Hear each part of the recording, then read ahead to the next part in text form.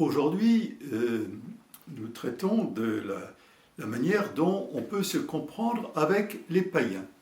Alors, pour la première fois, donc, dans le chapitre 16 des Actes des Apôtres, on va, si je puis dire, parler de véritables païens. Alors, non pas, on l'a bien compris, au sens où ils seraient plus immoraux ou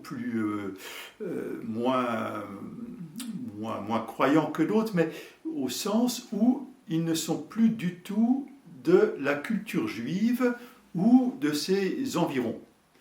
On a vu avec Corneille que Corneille est véritablement un païen, il n'est pas juif, mais il fréquente de façon très, très régulière les milieux juifs, il s'y intéresse et globalement il connaît cette culture. De même que l'eunuque de la reine d'Éthiopie, il est plongé dans la lecture des Écritures juives, l'Ancien Testament. Donc ce sont des gens qui voient de quoi on parle, de même que lorsque Pierre va discuter avec le parti des grands prêtres ou avec les pharisiens, on peut avoir du mal à reconnaître l'autre, du mal à s'accepter, du mal à admettre l'interprétation chrétienne des Écritures, mais dans le fond, on est de la même famille, on est du même monde, on parle de la même chose. Là, c'est tout à fait autre chose, parce que Paul va rencontrer non seulement à la synagogue les Juifs et ceux qui adorent Dieu, mais il y a venu un peu écouter tout cela, des païens qui sont de philosophie, on le lit dans le texte, des philosophes épicuriens et stoïciens qui venaient s'entretenir avec lui. Et visiblement, ces gens s'intéressent, mais ils ne comprennent pas vraiment de quoi peut bien leur parler Paul. Je lis, certains disaient, mais que peut bien vouloir dire ce radoteur ? Et d'autres, on dirait un prêcheur de divinité étrangère. Il disait cela parce que Paul se faisait le messager de Jésus et de résurrection. Jésus, à Athènes, ça ne veut rien dire, il ne savent absolument pas de qui il s'agit. Par ailleurs, la résurrection, mais c'est quoi ? Et donc, on va interroger Paul, non pas parce qu'ils se sentent touchés, émus par ce qu'ils disent, mais parce qu'ils ne comprennent pas et que ça les intrigue. Voilà. Un enseignement qui n'est pas ce qu'on a l'habitude d'entendre et qui véritablement détonne avec le discours philosophique habituel qu'on pouvait avoir à Athènes. Et voilà pourquoi Paul est prié de s'expliquer. Donc, vous voyez, une première bizarrerie, ce n'est pas parce que Paul leur parle de choses qu'ils comprennent, qu'ils ont envie d'aller plus loin, mais justement parce que ça leur semble étrange. Et ils ne cherchent pas spécialement à se convertir. Ce sont des curieux qui ont envie de comprendre de quoi on parle. Toutes les philosophies à la mode, si je puis dire, ça les intéresse, mais par curiosité. Et donc Paul va, je pense qu'il va avoir révisé toute la nuit avant, pour se dire, mais comment je vais leur parler de tout ça ? Et il décide de s'appuyer sur le fait que ces gens, ces Athéniens, sont ouverts à tout et qu'ils ne s'interdisent aucune recherche. Et il leur dit, en me promenant dans les rues, vous êtes certainement des gens très religieux parce qu'il y a des autels partout. C'est vrai que toutes les divinités du monde pouvaient avoir leur autel à Athènes, ça ne posait pas de problème. Et vous avez même mis un autel au Dieu inconnu. Et Paul va s'appuyer là-dessus pour dire, ce Dieu inconnu, moi je le connais. Je le connais, et en fait, il est inconnu, pas parce que c'est un Dieu de plus, mais parce que c'est le Dieu inconnaissable qui est au-delà de tout, au-delà de tous les autres, et finalement, les dieux dont on fait des statues, etc., les dieux qu'on représente, en réalité, ce ne sont que des images, ce ne sont que des idoles. En fait, il faut se référer à ce Dieu qui est au-delà de tous les dieux. En faisant ça, Paul se rapproche, bien entendu, des philosophes.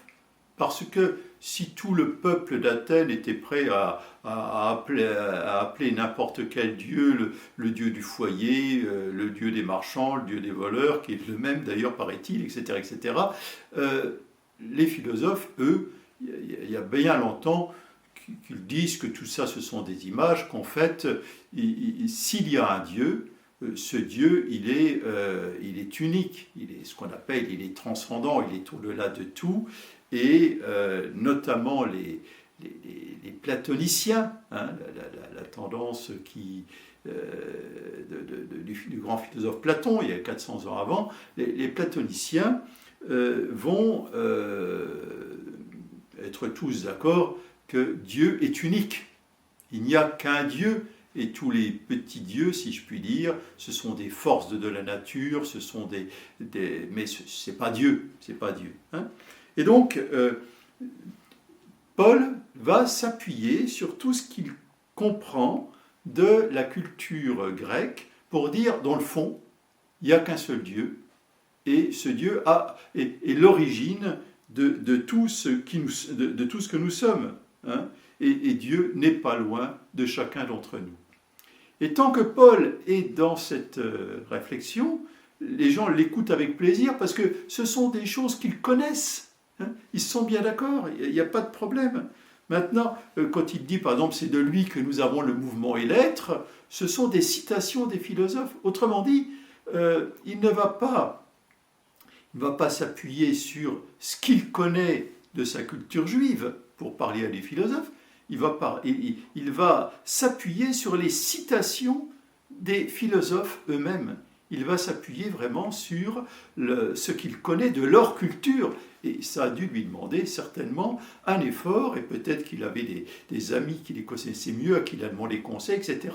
Bref, une ouverture à la culture de l'autre. Et là, vous voyez bien, on n'est plus du tout en train de citer le prophète Isaïe ou le prophète Ézéchiel. Ça ne voudrait rien dire pour ces gens-là. Hein. Maintenant, il va aller un peu plus loin, disant attention, ce Dieu, s'il est unique, il est évident que ce n'est pas un Dieu d'or, d'argent, etc. Et là, il fait allusion probablement à la statue de Zeus qui était faite d'or et d'argent et même d'ivoire qui était au Parthénon. Hein. Pardon, dans le temple de Zeus. Et voilà que il dit,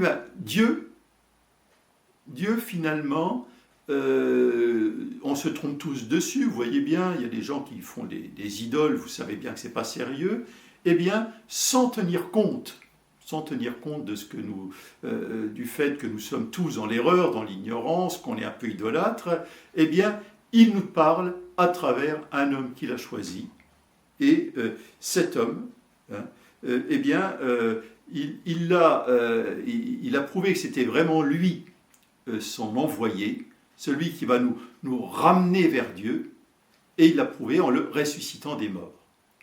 Et alors là, patatrac, je ne dirais pas que tout s'effondre, mais là, les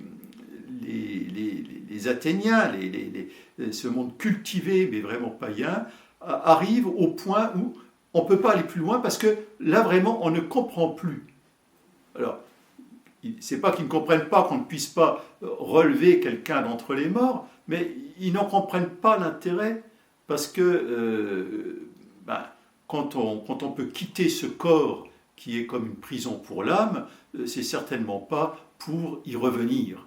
Donc, la résurrection des morts, qui est pourtant pour Paul la preuve même que Jésus est bien l'envoyé de Dieu, va être pour les Athéniens surtout une difficulté et un obstacle. Alors, est-ce que Paul a perdu son temps quand on voit que les gens disent « Bon, écoute, on t'écoutera une autre fois là-dessus » et la plupart partent en rigolant en disant « Bon, ce qu'il nous raconte, c'est incompréhensible, et en tout cas, ce qu'on a compris, c'est que ça n'a pas de sens. » Bon, très bien. Alors, est-ce que finalement, il a perdu son temps ? Eh bien, non.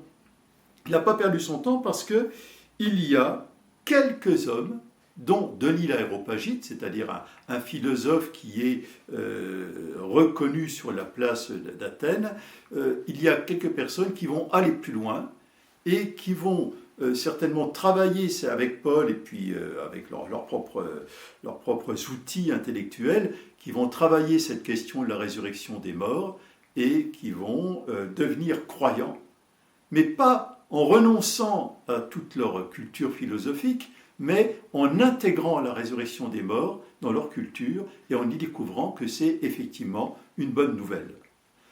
Alors, vous voyez,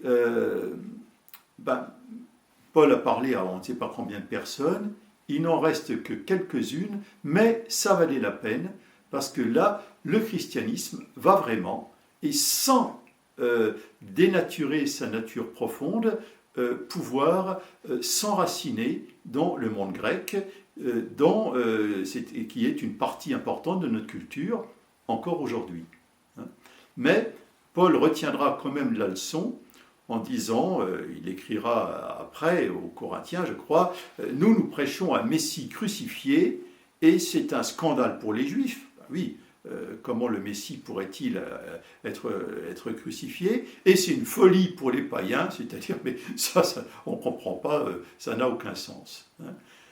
Ça nous pose une question, est-ce que nous ferions comme Paul, c'est-à-dire qu'on va vraiment chercher à rejoindre les gens dans leur culture, mais sans nous taire sur quand même l'essentiel de notre foi, ou est-ce qu'on va plutôt réciter notre catéchisme et puis les gens vont y croire ou pas, mais sans faire un effort pour aller parler dans leur repère à eux, ou encore est-ce qu'on va taire pour ne pas se faire rejeter, pour ne pas paraître des gens un petit peu bornés ou étroits d'esprit? Est-ce qu'on ne risque pas de rejeter des choses qui sont vraiment l'essentiel de notre foi? Je veux dire par là que si Paul n'avait pas parlé de la résurrection des morts, peut-être que les gens auraient continué à l'écouter avec attention, mais est-ce que ce n'était pas reculer pour mieux sauter? Je pense que s'il en avait parlé tout de suite, rien ne se serait passé, ils seraient tous partis en riant.